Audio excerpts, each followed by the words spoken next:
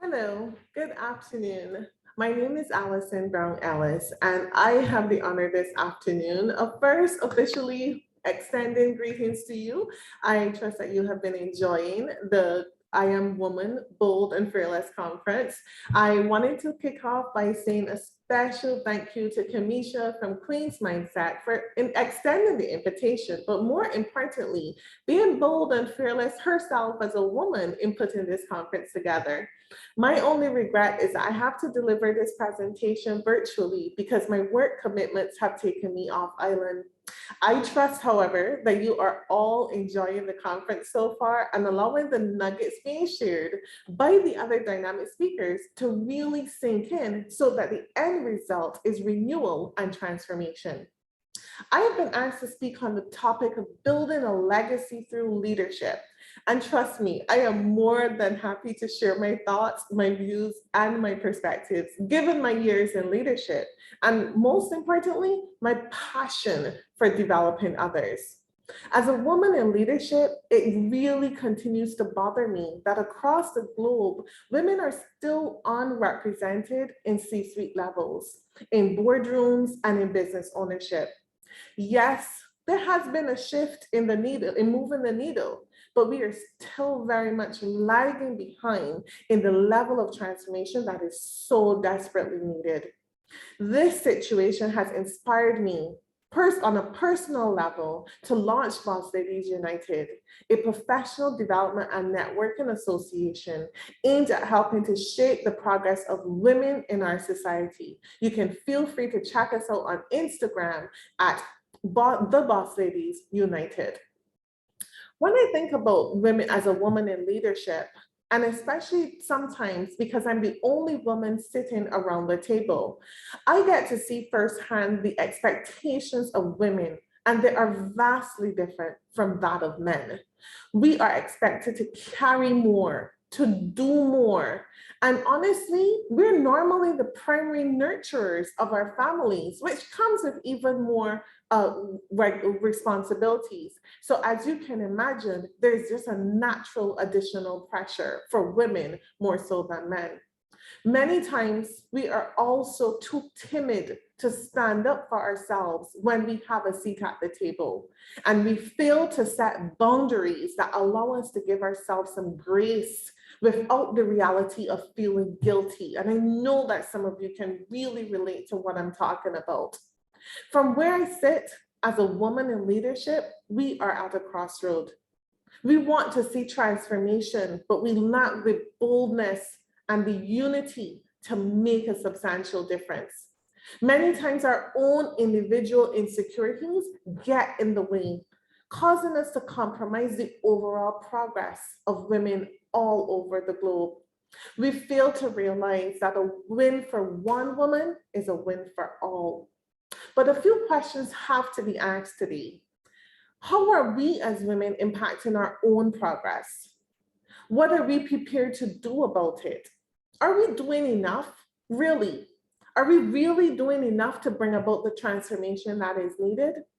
Because it is no longer enough to say that we want to change. We must be prepared to be bold and fearless in leading the change that we so desperately desire. As a woman leader, I have an obligation to lead from the front while bringing others along. I need to be able to do so with visibility to the fact that I can show what authentic leadership looks like, highlighting how leading from a position of genuine respect and love for the people under my care does not equate to weak leadership in any way. My leadership posture is one where everyone around me must be better as a result of being in my presence. That is my commitment to everyone as a leader. I am prepared to show up confidently while still showing vulnerability, because this means that I'm committed to building meaningful and connected relationships with all of my stakeholders. As a bold woman in leadership, we must assess the driving forces that are stimulating the core values we bring to the table.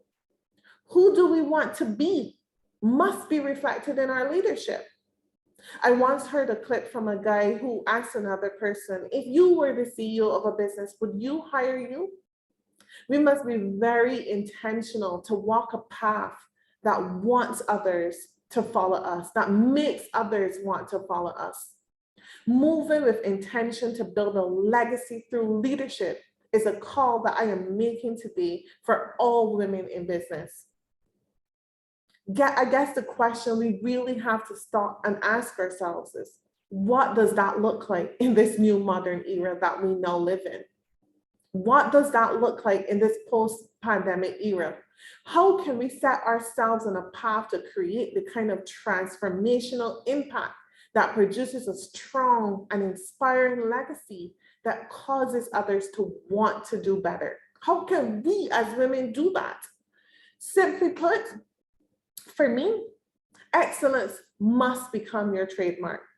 Excellence has become my personal trademark. This is what I want to be known for. And this is what you as women need to aspire to be known for as well. As women, we have to strive daily to master our subject matter while seeking out new opportunities to have a seat at the table or to build our own table and to invite others to join us. We can no longer allow fear to keep stopping us in our track. We need to start taking up space where we are planted. Fear does not mean, because you will experience fear, trust me, I know, but it cannot stop us. It should not stop us because it doesn't mean stop. Fear is only as powerful as we allow fear to be. And that's something that I want you to remember. We must keep moving through the fear.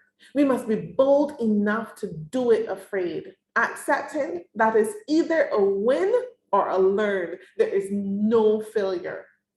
And if I can be very honest with you, fear has always been a part of my career journey, and it still is. Fear of the unknown can be one of the most crippling things a person can experience if you allow it to overpower you. But the reality is, building a legacy of leadership, it takes hard work. Leadership is hard because leadership is all about people and influencing others. And guess what? People are just simply complicated. So the reality is that we have to set our mind for the journey ahead if we are going to build a legacy of leadership. We need to be mentally prepared to put in that extra work if we are going to stand out from amongst our peers. Remember that wherever our focus goes is wherever our energy goes. And we have to get serious about what we are giving our attention to. Our level of progress is very much tied to how we show up as women. We must be in it to win. Too many of us are settling for mediocrity.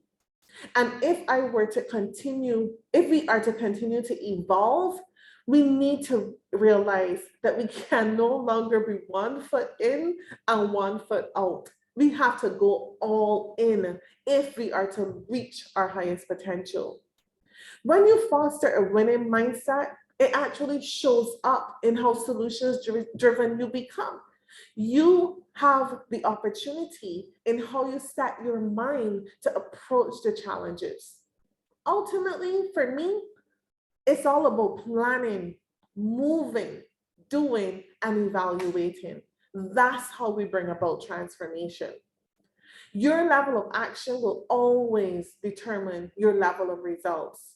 And remember that consistency in your results is what breeds confidence over time. And I know many women are struggling with their confidence levels, but let me assure you that the more consistent you are, the more confident you will become. And that is what other people start to see. And that's where the transformation and the positioning of your personal brand comes from. To be bold, you must continue to condition your mind to believe in yourself. I always have to ask persons that I mentor, if you don't believe in you, how do you expect others to do that? We know that we have the ability and we have to start acting like it. because it's either we know how to do it or we learn how to do it. And that has to be the mindset that we bring to how we execute in our lives. But having a positive attitude is only surface level. And I'm a firm believer that your attitude is everything. But to win, you need a winning mindset. Our goal must be to build a brand of excellence. We need to bring excellence to the big things we're involved in and to the small things. Consistency will be the key to building your brand if you are going to achieve success. Importantly, I have to remind you of I really do have to stress on the power of building solid relationships. You need to understand that relationships matter. Relationships can make or break you in terms of how you progress. So you need to get picky and choosy about your circle of influence. You can't have a winning mindset and not spend the time to evaluate who is connected to you. They say that you are the reflection of the top 5 people you spend the most of your time with. And this is very true. So you have to start to get very choosy about who you are entertaining in that inner circle of your life. And if I could stress this enough, you have to continue to invest in yourself, because your personal growth is a lifelong process.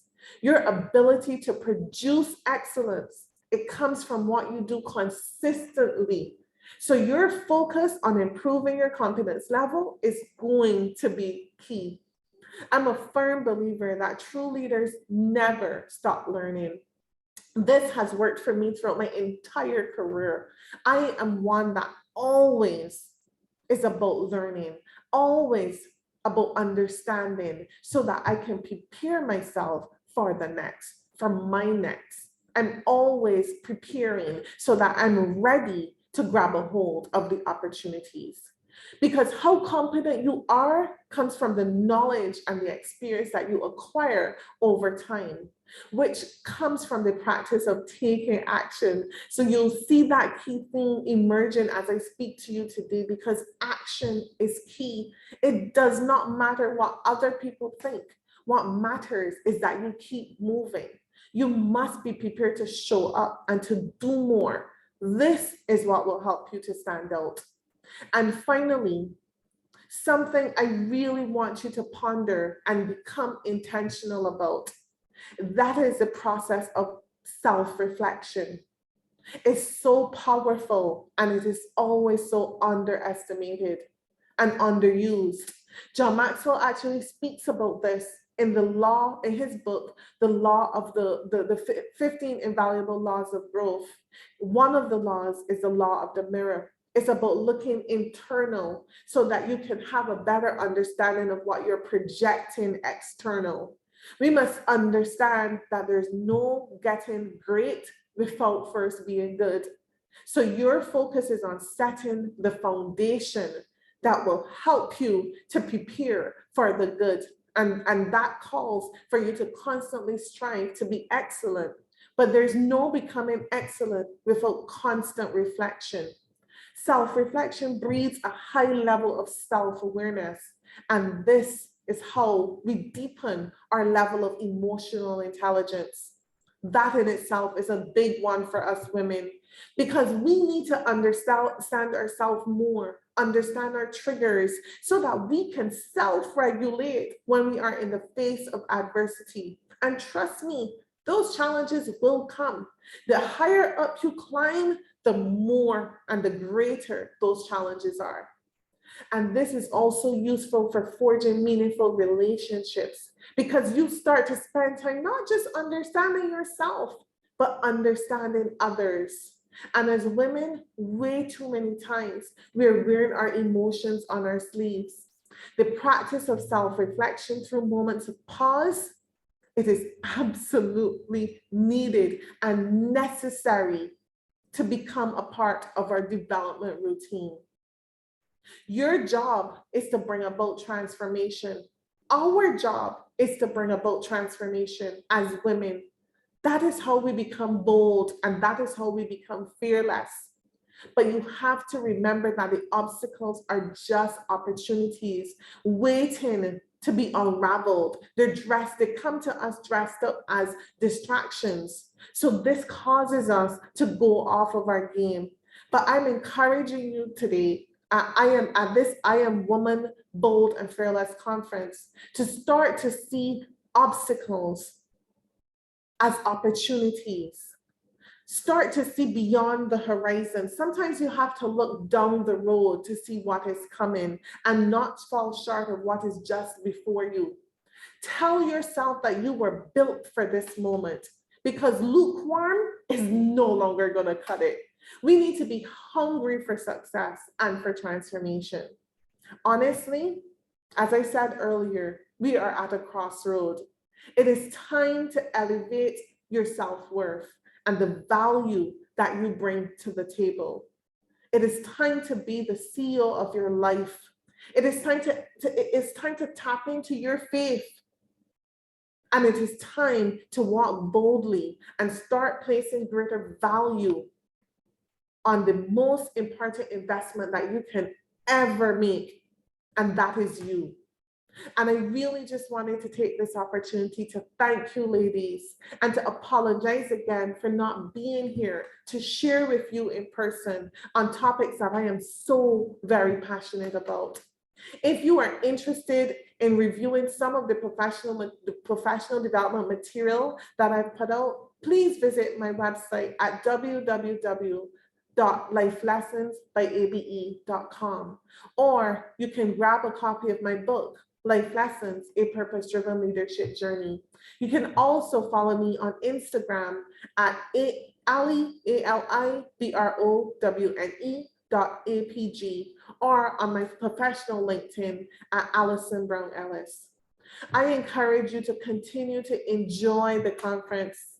Please, let's start showing up and showing out for ourselves and for the other women that are looking on, that we are inspiring.